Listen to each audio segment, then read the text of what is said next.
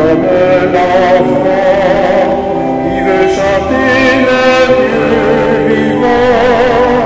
Libère-nous comme l'enfant qui veut chanter le Dieu vivant.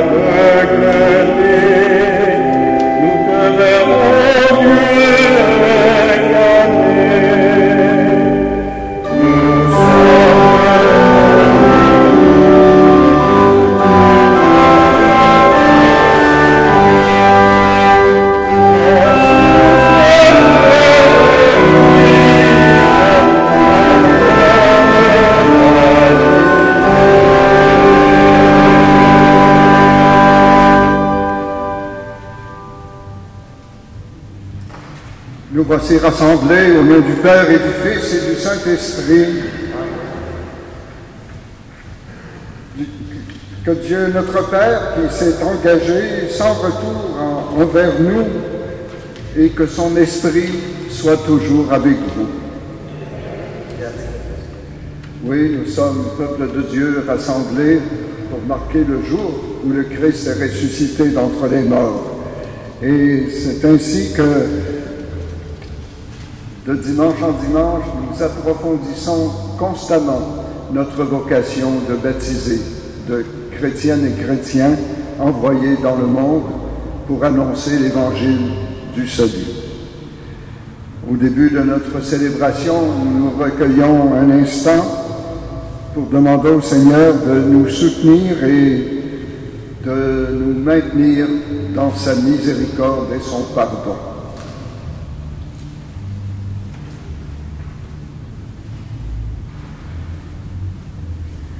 Seigneur Jésus, sans cesse tu nous appelles à te faire confiance. Prends pitié de nous. Ô Christ, encore aujourd'hui tu nous envoies vers nos sœurs et nos frères qui ont soif de ton amour. Prends pitié de nous. Seigneur, tu nous guides toujours sur la route de la foi. Prends pitié de nous. Que Dieu, Tout-Puissant de bonté et de tendresse, nous pardonne nos péchés et nous conduise à la vie éternelle. Amen. Amen.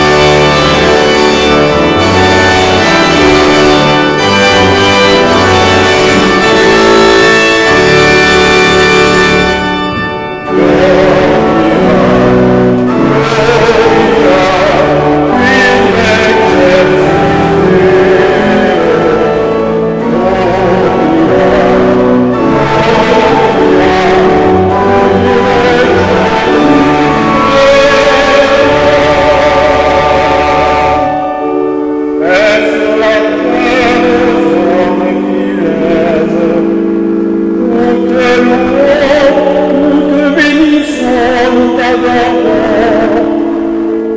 Nous te glorifions par la grâce de ton immense gloire. Seigneur Dieu, roi du ciel, Dieu le Père puissant.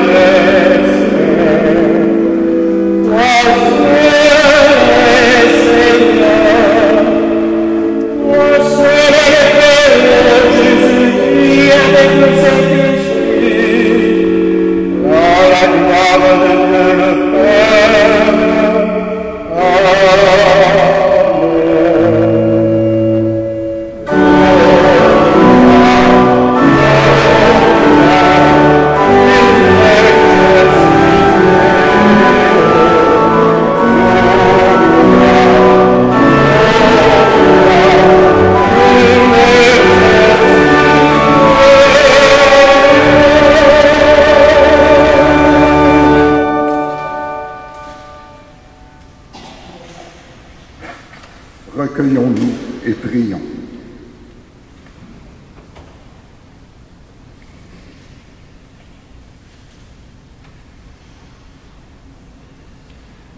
Tu as voulu, Seigneur Dieu, que par la grâce de l'adoption filiale, nous devenions des enfants de lumière. Ne permets pas que nous soyons enveloppés des ténèbres de l'erreur, mais accorde-nous d'être toujours rayonnants dans la splendeur de ta vérité. Par Jésus-Christ, ton Fils, notre Seigneur, qui vit et règne avec toi dans l'unité du Saint-Esprit, Dieu pour les siècles des siècles. Amen.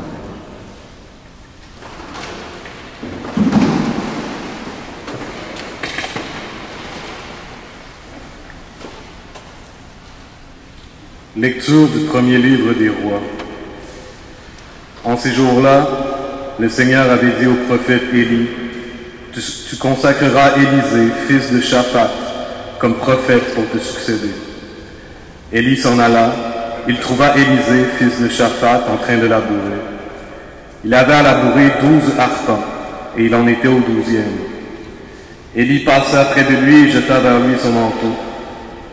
Alors Élisée quitta ses bœufs, courut derrière Élie et lui dit, « Laisse-moi embrasser mon père et ma mère, puis je te suivrai. » Élie répondit, « Va-t'en, retourne là-bas, je n'ai rien fait. » Alors Élisée s'en retourna, mais il prit la part de bœufs pour les immoler, les fit cuire avec le bois de l'attelage et les donna à manger aux gens.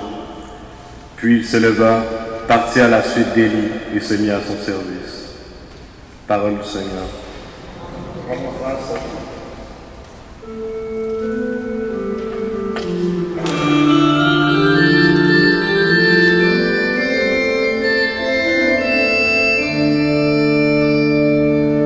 Mon cœur et ma chair, une joie de toi, ô Dieu vivant. Mon cœur et ma chair, une joie de toi,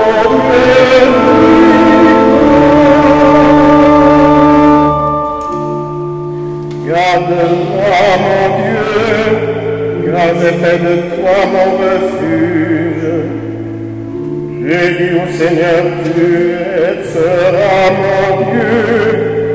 Je n'aurai pas de plus grand bonheur que toi. Mon cœur et ma chair vivent de joie de toi. Oh Dieu vivant. Je bénis le Seigneur qui me conseille. Même la nuit, ma conscience m'avertit. Je garde le Seigneur devant moi sans relâche. S'il est à mon côté, je suis inébranlable. Mon cœur et ma chair, mon Dieu vivant. Mon cœur est dans la joie, mon âme est en fête. Ma chair elle-même repose en confiance. Tu m'enseignes la route de la vie. En ta présence, la joie est sans mesure. Mon cœur et ma chair crient de joie et toi, mon Dieu vivant.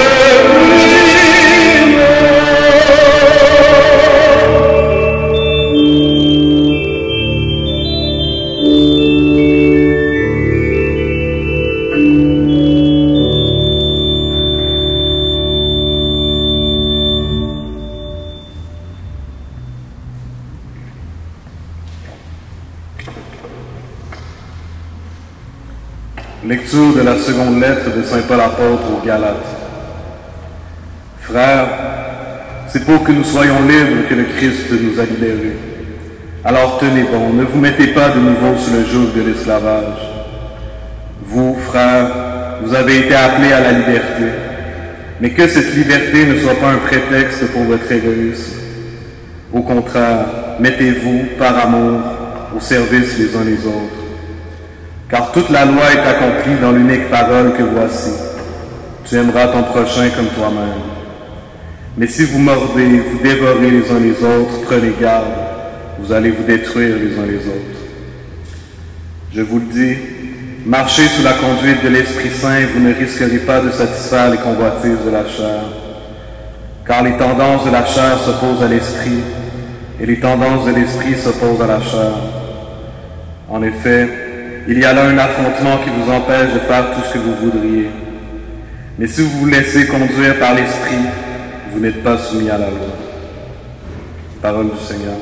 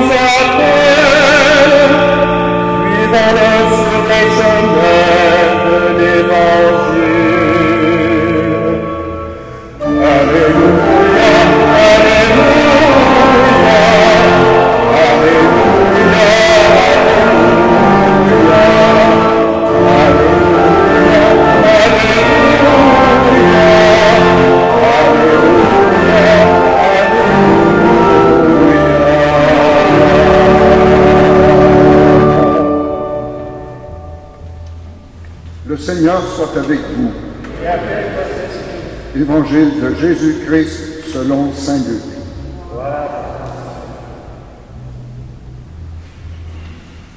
Comme s'accomplissait le temps où il allait être enlevé au ciel, Jésus, le visage déterminé, prit la route de « Il envoya en avant de lui des messagers. Ceux-ci se mirent en route et entrèrent dans un village de Samaritains pour préparer sa venue. Mais on refusa de le recevoir parce qu'il se dirigeait vers Jérusalem. Voyant cela, les disciples Jacques et Jean dirent « Seigneur, veux-tu que nous ordonnions qu'un feu tombe du ciel et les détruise ?» Mais Jésus, se retournant, les réprimanda. Puis ils partirent pour un autre village. En cours de route, un homme dit à Jésus « Je te suivrai partout où tu iras. » Jésus lui déclara « Les renards ont des terriers, les oiseaux du ciel ont des nids, mais le Fils de l'homme n'a pas d'endroit où reposer la tête. » Il dit à un autre « Suis-moi. »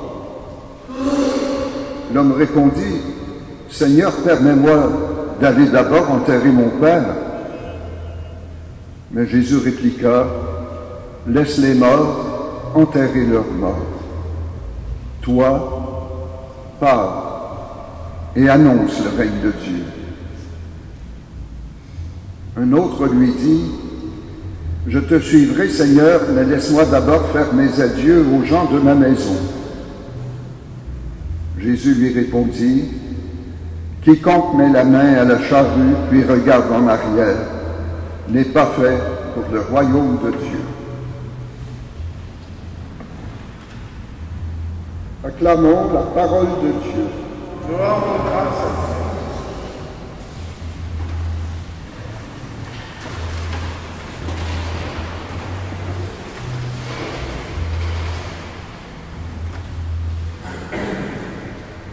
Au cours des 6 premiers mois de cette année, nous avons entendu parler souvent de liberté. On se rappelle ces nombreuses manifestations, dont celle des camionneurs, au nom de la liberté face aux mesures sanitaires. Plus récemment et plus sérieusement aussi, il y a ce peuple ukrainien qui revendique sa liberté politique face à son agresseur. Mais les textes de ce matin nous parlent tous les trois de liberté. Et de liberté et d'engagement, parce que l'un ne va pas sans l'autre. La liberté est précisément cette capacité d'agir sans contrainte. Une liberté qui ne conduit pas à l'action, à la décision, à l'engagement, est une liberté qui n'a pas encore atteint son but. Dans l'évangile que nous venons d'entendre, Saint Luc nous présente Jésus comme un homme vraiment libre, qui décide de prendre la route de Jérusalem.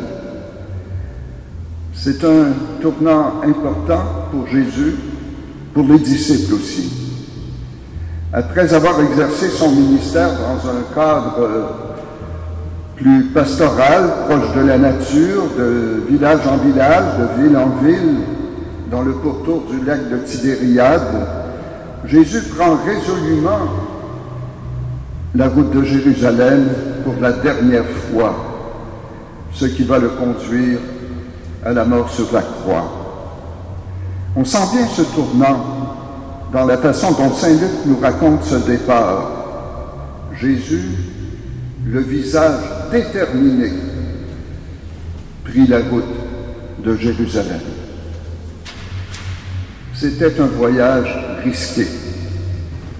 Non pas parce que Jésus n'était jamais allé à Jérusalem, chaque année, il y allait en bon juif observant lors des fêtes de pèlerinage.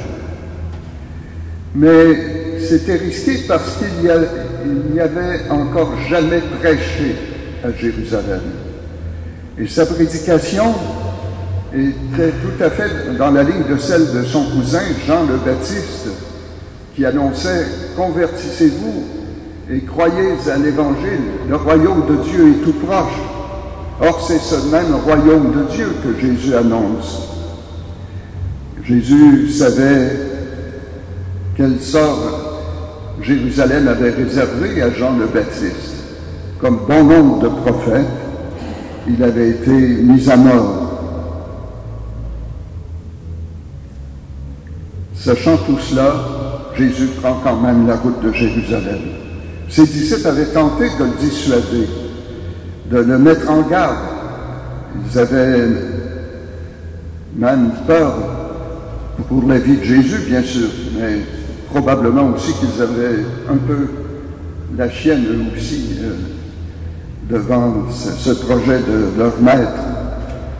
Mais Jésus, lui, le visage déterminé, prit la route de Jérusalem et les disciples aussi l'ont suivi. Librement, Jésus engage sa vie pour l'annonce de la bonne nouvelle. Dans la deuxième lecture que nous avons entendue, la lettre de Paul aux Galates, il nous rappelle que c'est pour que nous soyons libres que le Christ nous a libérés. Le Christ nous libère. Il nous libère du péché, du mal et du malin lui-même. Mais cette liberté, elle est aussi en vue de nous engager, comme le rappelle saint Paul.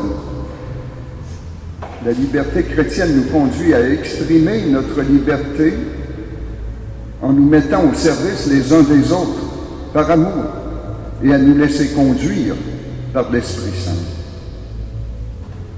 Quand le Seigneur nous interpelle, il fait appel à notre liberté, mais c'est toujours pour nous proposer un engagement.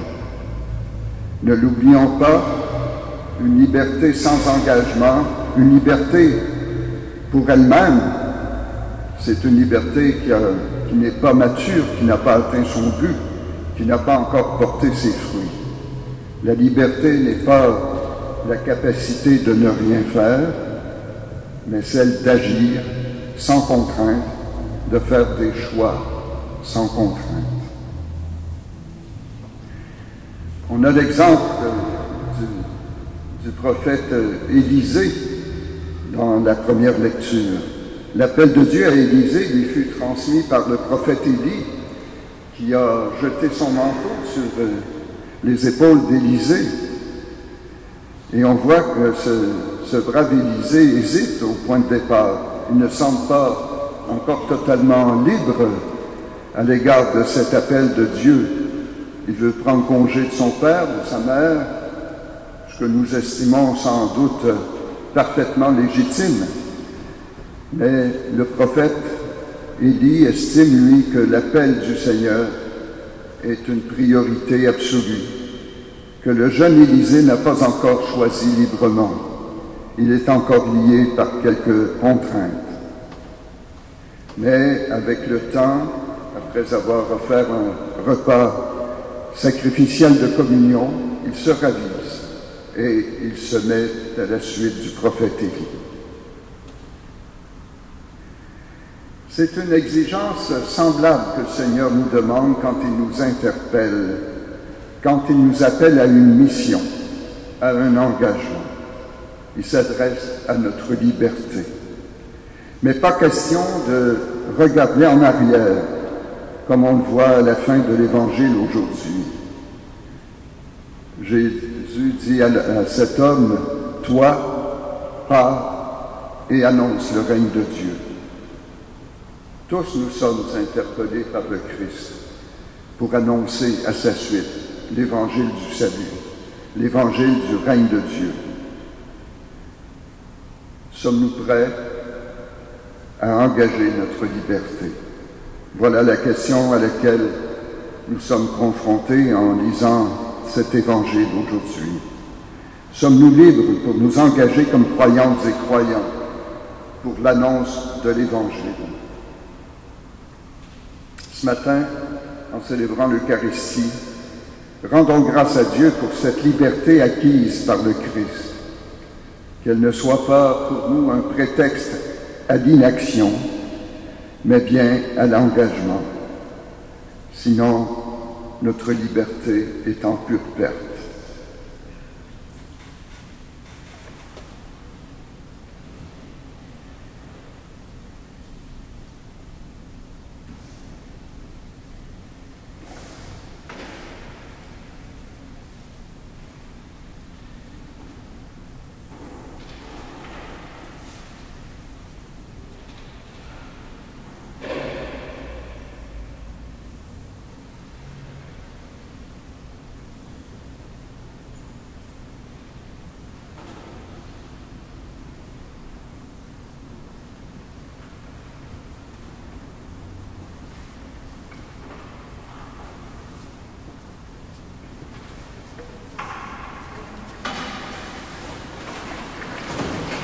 Avec joie, proclamons la foi de notre baptême. Je crois en Dieu, le Père Tout-Puissant, Créateur du ciel et de la terre, et en Jésus-Christ, son Fils unique, notre Seigneur, qui a été conçu du Saint-Esprit, est né de la Vierge Marie, a souffert sous Ponce Pilate, a été crucifié, est mort et a été enseveli, est descendu aux enfers, le troisième jour est ressuscité des morts, est monté aux cieux, est assis à la droite de Dieu, le Père Tout-Puissant, d'où il viendra juger les vivants et les morts. Je crois en l'Esprit Saint, à la Sainte Église catholique, à la communion des saints, à la rémission des péchés, à la résurrection de la chair et à la vie éternelle. Amen. En nous appelant à sa suite, le Seigneur ne nous laisse pas seuls. Il est toujours sur la route avec nous. Nous pouvons compter sur lui. Aussi pouvons-nous lui confier maintenant les besoins de notre Église et de notre monde. Pour les étudiants et les étudiantes qui commencent leurs vacances, afin que l'année scolaire qui se termine porte des fruits en eux dans le monde, Seigneur, nous t'en prions.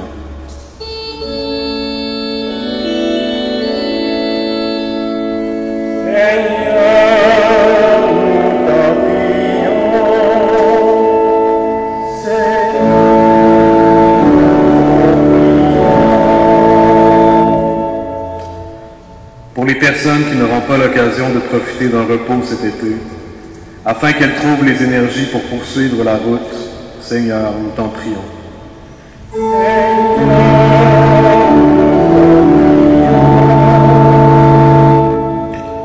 Pour ceux et celles qui sont appelés à un service particulier dans l'Église, afin que notre communauté les soutienne et les accompagne, Seigneur, nous t'en prions.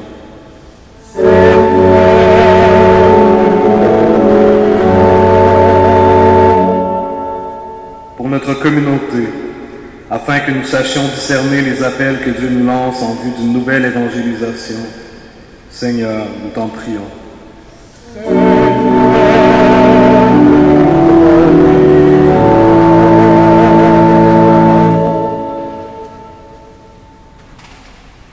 Cette semaine, nous avons célébré la Saint-Jean. Prions pour tous les responsables des services publics aux citoyens et citoyennes du Québec.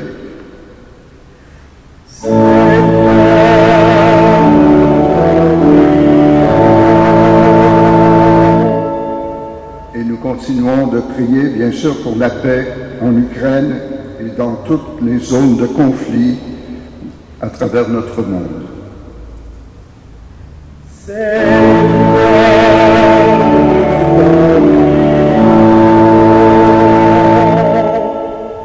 La visite du pape François au pays a été confirmée cette semaine. Prions pour la réconciliation avec les peuples autochtones.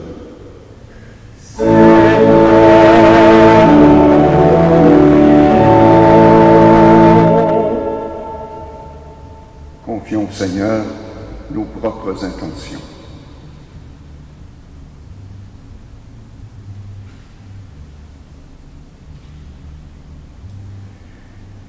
Seigneur, tu as promis que tu serais avec nous tous les jours jusqu'à la fin des temps. Nous te confions ces intentions, ainsi que celles que nous portons dans le secret de nos cœurs, et nous te prions de les exaucer, toi qui règnes avec le Père et le Saint-Esprit pour des siècles des siècles. Amen.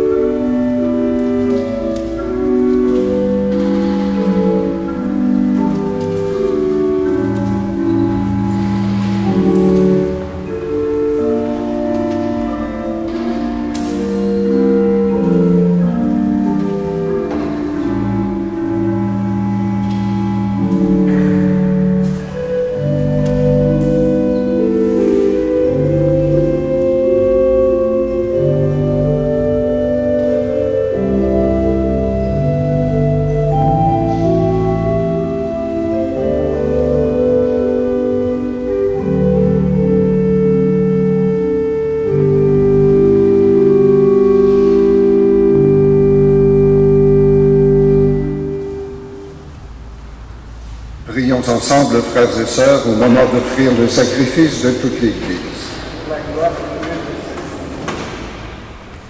Seigneur Dieu, dans ta bonté, tu donnes à tes mystères de produire leurs effets. Nous t'en prions que notre liturgie soit accordée à la sainteté de ses dons par Jésus le Christ, notre Seigneur.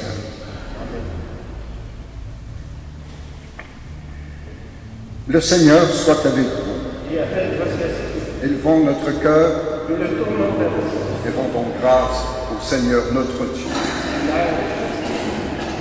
Vraiment, il est juste et bon pour ta gloire et pour notre salut de t'offrir notre action de grâce toujours et en tout lieu. Seigneur, Père très saint, Dieu éternel et tout-puissant, par le Christ, notre Seigneur. Dans le mystère de sa Pâque, il a fait une œuvre merveilleuse, car nous étions esclaves de la mort et du péché, et nous sommes appelés à partager sa gloire. Nous portons désormais ces noms glorieux, descendance choisie, sacerdoce royal, nation sainte, peuple racheté. Nous pouvons annoncer au monde les merveilles que tu as accomplies, toi qui nous appelles des ténèbres à ton admirable lumière. C'est pourquoi, avec les anges et les archanges, avec les puissances d'en haut et tous les esprits bienheureux, nous chantons l'hymne de ta gloire, et sans fin, nous proclamons.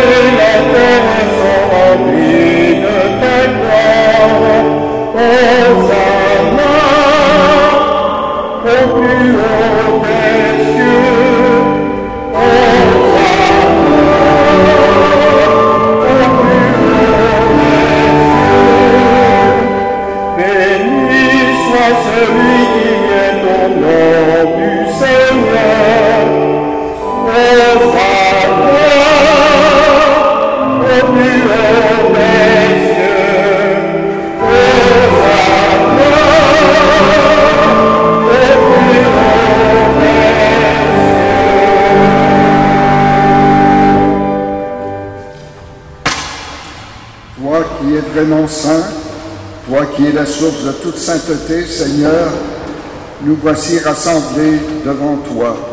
Et dans la communion de toute l'Église, nous célébrons le jour où le Christ est ressuscité d'entre les morts.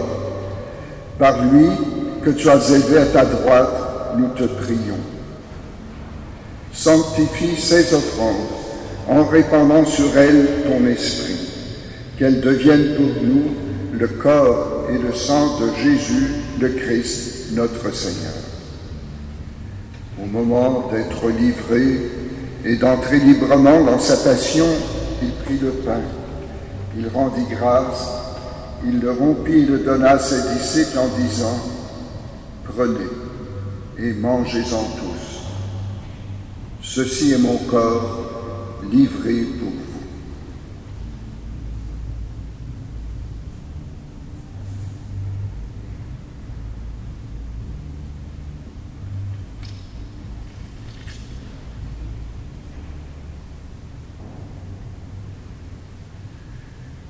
De même, après le repas, il prit la coupe. De nouveau, il rendit grâce et la donna à ses disciples en disant « Prenez et buvez-en tous, car ceci est la coupe de mon sang, le sang de l'alliance nouvelle et éternelle, qui sera versé pour vous et pour la multitude en rémission des péchés. Vous ferez cela en mémoire de moi. »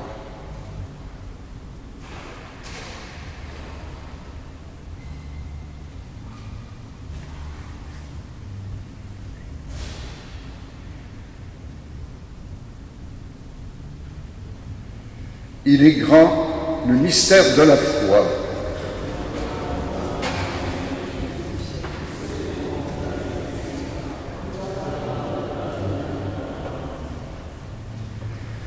En faisant ainsi mémoire de la mort et de la résurrection de ton Fils, nous t'offrons, Seigneur, le pain de la vie et la coupe du salut.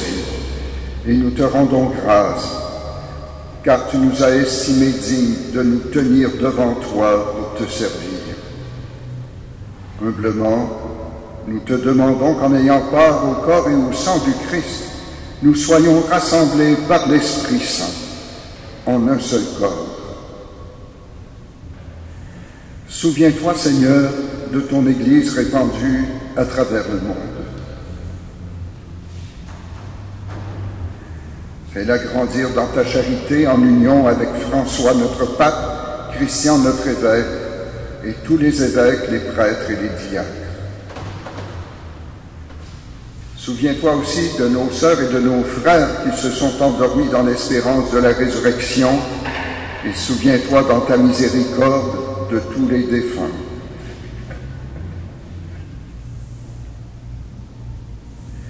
Accueille-les dans la lumière de ton visage. Sur nous tous, enfin, nous implorons ta bonté. Permets qu'avec la Vierge Marie, la bienheureuse Mère de Dieu, avec Saint Joseph son époux, les apôtres et tous les saints et saintes qui ont fait ta joie au long des âges, nous ayons part à la vie éternelle et que nous chantions ta louange par ton Fils Jésus le Christ.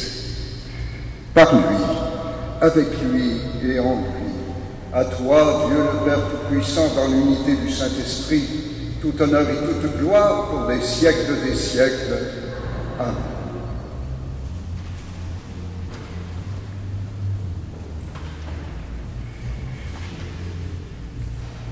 Unis dans le même esprit, nous pouvons dire avec confiance la prière que nous avons reçue du Seigneur.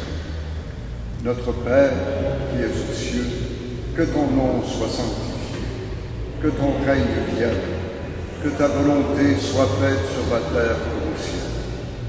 Donne-nous aujourd'hui notre pain de ce jour. Pardonne-nous nos offenses, comme nous pardonnons aussi à ceux qui nous ont offensés. Et ne nous laisse pas entrer en tentation, mais délivre-nous du mal. Délivre-nous de tout mal, Seigneur, et donne la paix à notre temps.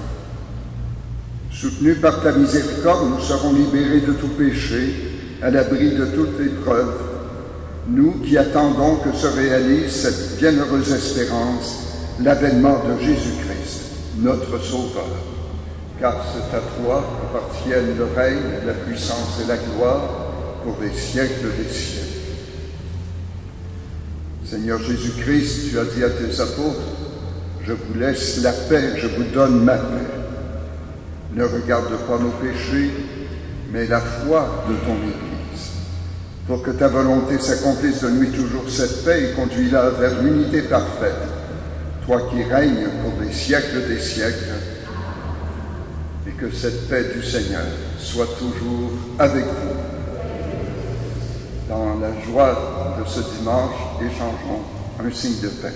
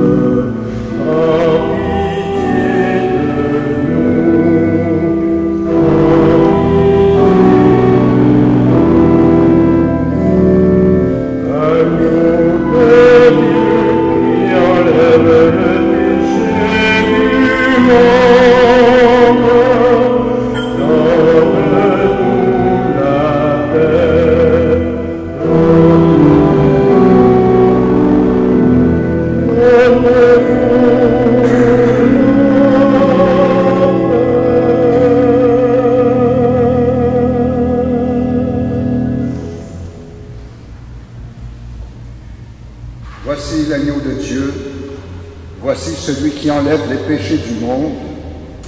Heureux les invités au repas des noces de l'agneau. Seigneur, je ne suis pas digne de te recevoir, mais dis seulement une parole et je serai guéri.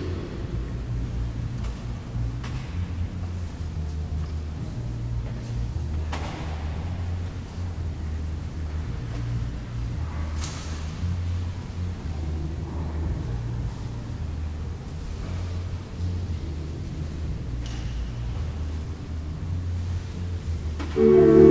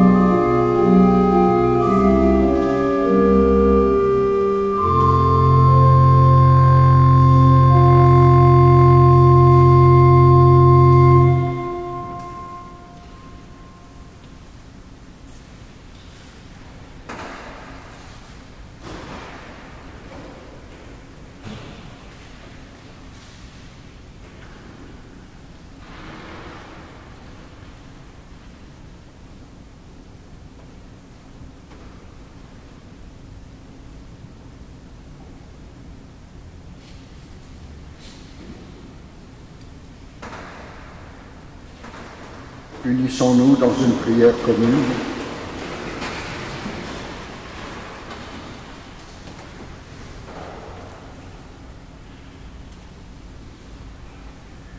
Nous t'en prions, Seigneur, donne-nous d'être vivifiés par le sacrifice divin que nous avons offert et reçu en communion. Ainsi, reliés à toi, par une charité qui ne passera jamais, nous porterons un fruit qui demeure pour toujours, par Jésus le Christ, notre Seigneur.